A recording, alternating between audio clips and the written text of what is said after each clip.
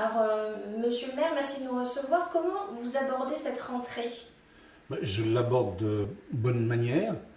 En dehors des problèmes qui sont difficiles, c'est les problèmes des budgets, compte tenu de ce qui est annoncé par le gouvernement. Je vous en cite plusieurs. Le problème de la taxe d'habitation, je pense que vous en parlerez, mais c'est une recette fiscale qui va nous faire défaut de façon très importante.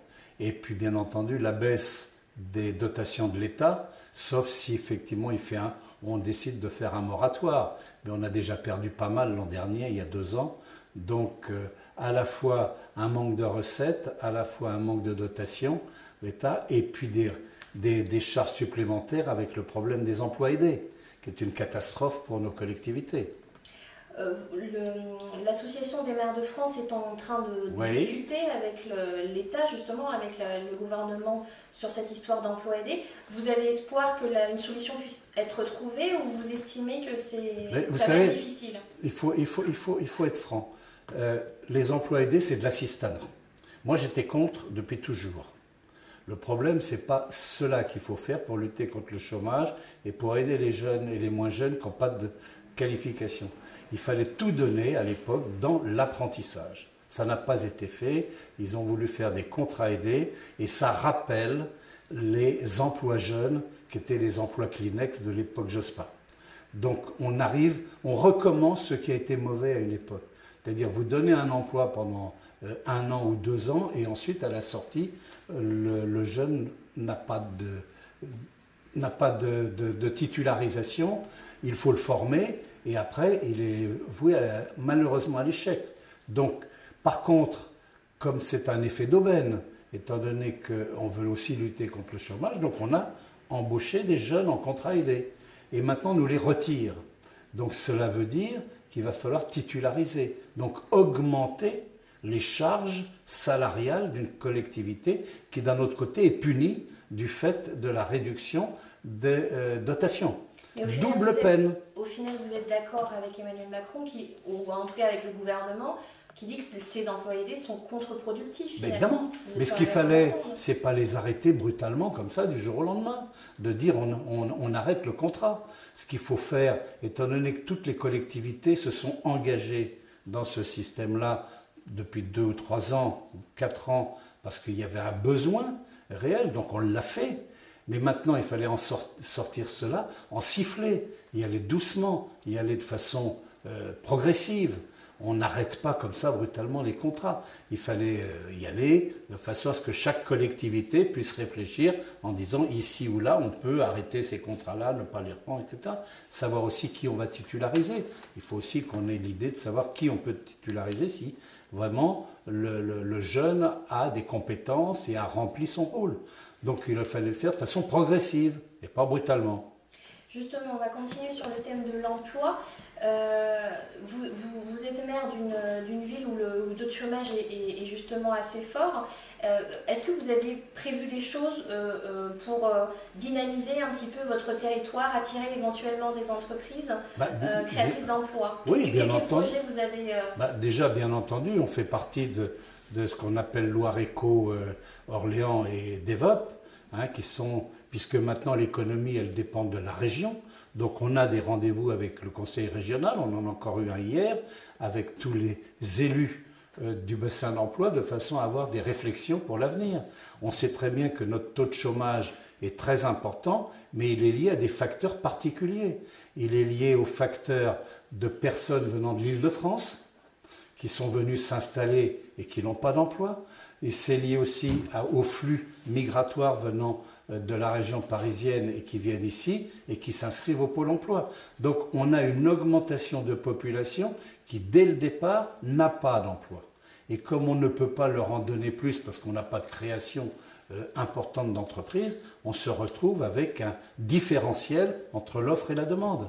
Justement, est-ce que vous avez prévu de faire certaines choses, d'avoir des projets pour attirer de nouvelles entreprises? Bien entendu, on a des entreprises qui se créent. On a par exemple, je pense à la papeterie italienne qui va augmenter son nombre d'emplois. On a le laboratoire Sanofi, on a, je pourrais en citer d'autres, on a CGDIM qui est une entreprise d'informatique et de numérique. On a on a Hutchinson, on a Forestia, on a de la sous-traitance. Il y a des très belles entreprises locales.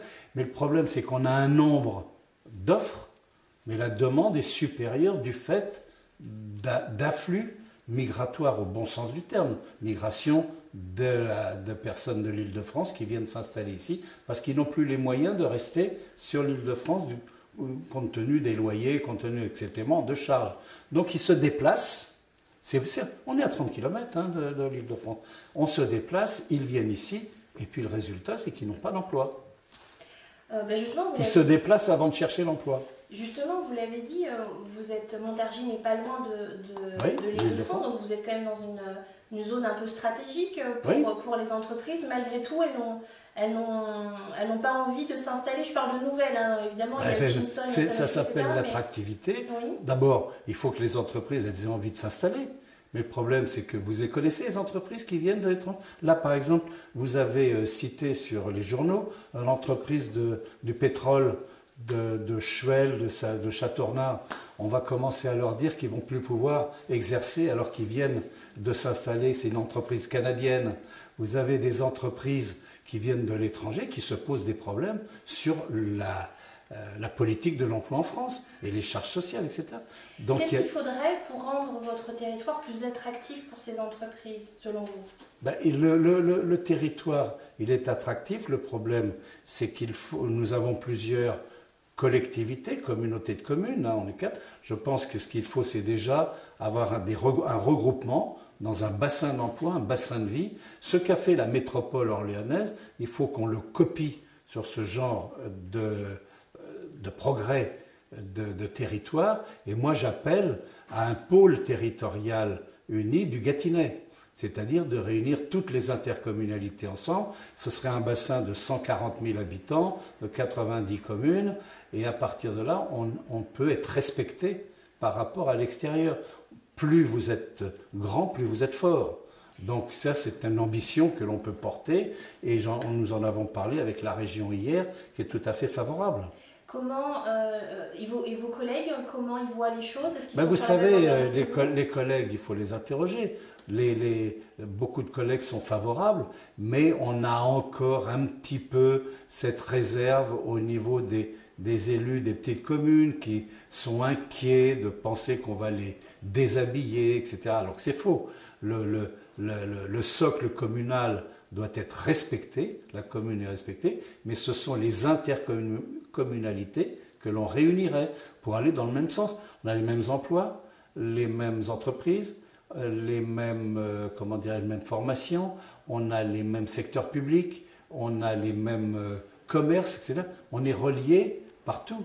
Et ce projet, il en est à quel stade? Vous êtes Il en est dans la réflexion, dans les études, mais de toute façon, il va falloir passer à la vitesse supérieure et mettre le pied sur l'accélérateur. Est-ce qu'on pourrait envisager justement dans l'année prochaine que l'étape l'ambition de mes collègues élus au président des communautés de communes, donc qui sont au même titre que moi, on est 4 finalement, il y a 3 intercommunalités plus la communauté d'agglomération, on est tout à fait favorable. Il faut que ce soit fait en 2019, au plus tard, parce qu'il ne faut pas attendre en perpétuel report, sinon on perd 10 ans. Or, aujourd'hui, vous avez le Grand Paris qui est en train de gagner, vous avez la métropole orléanaise qui s'est créée, et puis les autres vont pas perdre de temps. Je pense au pôle de Troyes qui va venir sur Lyon, etc. Donc le Gâtinais se trouve en sandwich entre ces grandes collectivités. Parmi les projets que éventuellement vous allez faire émerger dans les mois à venir, qu'est-ce qui attend les Montargois et les Montargoises sur votre territoire? Les travaux? Oui, quoi? En termes de travaux, en termes d'urbanisme, en termes d'installation, de zones commerciales. Les zones commerciales, maintenant, on a de très belles zones commerciales qui sont aussi performantes que celles de l'Orléanais ou d'ailleurs. Quand on prend le kilomètre 110, quand on prend tout ça, vous le connaissez. Maintenant, on va avoir le pôle automobile du Chénois en face sur la Nationale 7 qui est en train de sortir de terre, si on peut dire. Je crois qu'il y a 11 ou 12 concessionnaires automobiles, ça va faire de l'emploi. On est dans la réflexion de zones comment dirais-je, commercial sur le nord de l'agglomération vers Chalette où il y a des terrains. On a également l'espace Gudin, la caserne Gudin, qui est une véritable friche, qui est abandonnée par l'État, par les ministères de la Défense et de l'Intérieur. C'est une véritable catastrophe. 6 hectares en cœur d'agglomération, en cœur de ville. Donc là, il y aurait un potentiel de développement économique, un potentiel de développement, mais pour l'instant, c'est bloqué du fait de transferts financiers. Donc là, c'est quelque chose qu'il va falloir abattre les cartes rapidement. C'est ce que j'ai dit au préfet quand il est venu se présenter. Et c'est ce que j'ai dit au ministre du Budget qui s'appelle Gérald Darmanin, que je connais un petit peu. Donc il va falloir qu'on accélère là aussi. Voilà, ça, ce sont des ambitions importantes. Après, sur le plan, vous parlez d'attractivité. C'est vrai qu'il y a des travaux à faire, comme le centre-ville, la place de la République, boulevard des Belles Manières, c'est dans les études. Une halte fluviale sur le canal de Briard, c'est dans les cartons. On revoit la semaine prochaine pour voir des plans pour faire un port fluvial, de façon à attirer, entre guillemets, le touriste. Lorsqu'il vient avec ces bateaux, ça vient de l'étranger. Bon, il y a beaucoup de monde qui passe sur ce canal. Ça, c'est le tourisme à ce moment-là. C'est l'économie touristique. J'allais y venir. Sur le tourisme, est-ce que vous avez... déjà, c'est quoi le bilan de cet été en termes de tourisme? C'est un bon bilan. L'an dernier, on a souffert des inondations. Mais cette année, fort heureusement, on n'a pas eu ce genre de problème. Bon, il y a eu un climat qui a été assez difficile, vous le savez, hein, puisque vous êtes de la région. Il n'a pas fait très beau, hein, c'est pas comme le sud de la France, mais il y a quand même eu des bons résultats sur le plan comment dirais-je, de va-et-vient de touristes. Mais il faut toujours augmenter. Alors il y a un site internet qui est créé avec le Loiret sur le Gâtinais touristique. Il faut qu'on puisse continuer d'attirer. On fait partie des 100 plus beaux détours de France. Donc là aussi, il y a un appel, il y a un appel en direction justement de personnes qui viennent soit de l'étranger, soit d'autres régions. Mais concrètement, vous parlez d'un port fluvial par exemple, est-ce que vous avez un délai? Est-ce que c'est des travaux qui vont être lancés? Pour l'instant, c'est des études.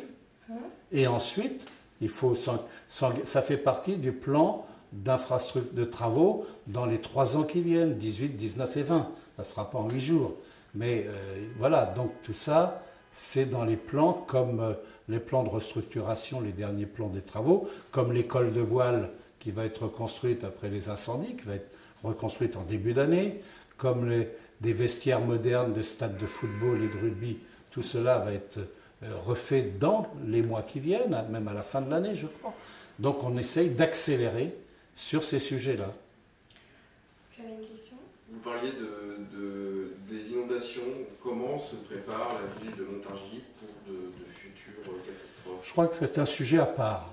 C'est un sujet à part. Vous savez qu'on a fait un plan de prévention. Vous savez qu'on a eu des soutiens de la part de l'État de façon très importante pour pouvoir mettre hors d'eau tous les circuits électriques, les circuits informatiques de la ville et des bâtiments publics comme du reste. Donc on est dans la démarche de se protéger. Et puis, ce qu'il faut aussi, c'est qu'il y ait encore une mutualisation de toutes les collectivités qui se trouvent sur la vallée du Loing. Et c'est l'objectif du CIVLO, du syndicat intercommunal de la vallée du Loing et de Louane. Et c'est également l'ambition, on en a parlé aussi avec le nouveau préfet, de créer un établissement public d'aménagement et de gestion des eaux, ce qu'on appelle un EPAGE. C'est-à-dire de réunir tous les affluents en aval du Loing, de façon à ce que tout le monde soit regroupé pour éviter les inondations de nos villes et puis de la protection de Paris. Parce que tout ça, ça remonte sur la Seine. Et on a bien vu l'an dernier ce qui se passait. Quand ça part de l'aval, ça va vers l'amont. Donc il faut impérativement, et ça peut être que par le renforcement de toutes les collectivités. Donc la mutualisation de tous les syndicats de rivière qui travaillent ensemble permettra d'avoir des moyens financiers, des moyens humains, des travaux pour pouvoir réaliser des objectifs qui empêchent les inondations ou qui les limitent. Vous avez des exemples concrets, par exemple, les zones... Vous avez déjà, par exemple, il y aura tous les capteurs et les alarmes partout sur certaines rivières qui puissent alarmer immédiatement quand l'eau monte, hein, ce qu'on appelle, ça porte un nouveau nom, c'est pas météo alarme, c'est crue. Vigicrue, voilà. Hein, donc ça, il y aura des capteurs, il faudra qu'on soit informé très vite, il faudra que les alarmes se déclenchent, et puis il va falloir étudier le problème, ce qu'on appelle d'expansion de l'eau dans le monde agricole. Quand vous êtes dans les terrains en aval, hein, vous pouvez, l'eau, si elle peut sortir vers les terrains agricoles, ça permet d'éviter. Mais ça, ce sera à voir avec le monde agricole, de façon à ce qu'il y ait des indemnisations, qu'il y ait des partages. Donc il faudra qu'on puisse avoir une expansion de l'eau en dehors du lit de la rivière quand vous avez un risque pareil. Mais heureusement, quand je vois ce qui se passe aujourd'hui ailleurs, outre-Atlantique, je me dis qu'il y en a qui vivent des drames encore plus terribles que ce qu'on a vécu, hein, que ce soit vers le Texas ou autre, et puis hier à Saint-Martin. Donc voilà, il y a un réel problème. La prévention, elle peut se faire que de façon modeste, mais elle doit se faire. Pour continuer sur les inondations, effectivement, Montargis a particulièrement souffert des inondations. En termes de commerce dans le centre-ville, il y a eu beaucoup de commerces qui ont dû fermer. Où est-ce qu'on en est aujourd'hui, justement ? Aujourd'hui, tout le monde a ouvert, sauf peut-être un ou deux qui ont peut-être eu d'autres problèmes, parce qu'ils ont fait jouer leur contrat d'assurance personnelle, c'est privé. Ils ont eu des soutiens de la part de la Chambre de commerce, ils ont eu des soutiens, je crois, de la part aussi de l'État. Bon, ils ont pu reconstruire, mais ça s'est fait de façon très lente, parce qu'il faut que ça sèche, il faut voir un peu quelles sont les expertises, et puis après, il faut faire les travaux. Mais très très vite, la ville avait repris une certaine vie l'an dernier, au moment de l'été. Alors petit à petit, tout le monde a pu réintégrer les commerces. Aujourd'hui, tout le centre-ville maintenant est ouvert.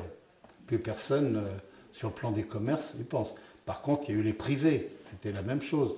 Dans les zones pavillonnaires où les maisons ont souffert et les travaux ont été très longs, parce que ça ne se fait pas d'un coup de baguette magique. Il faut que ça sèche pendant des semaines et des semaines, puis après, il faut voir comment ils reconstruisent. Il faut aussi que les artisans soient disponibles. Or, ils ont eu énormément de chantiers. Nous, les bâtiments publics, on a eu tout de suite nos contrats d'assurance qui ont fonctionné et on a pu rétablir l'ensemble des bâtiments publics, y compris les espaces publics. Les parcs et autres ont été réparés très vite.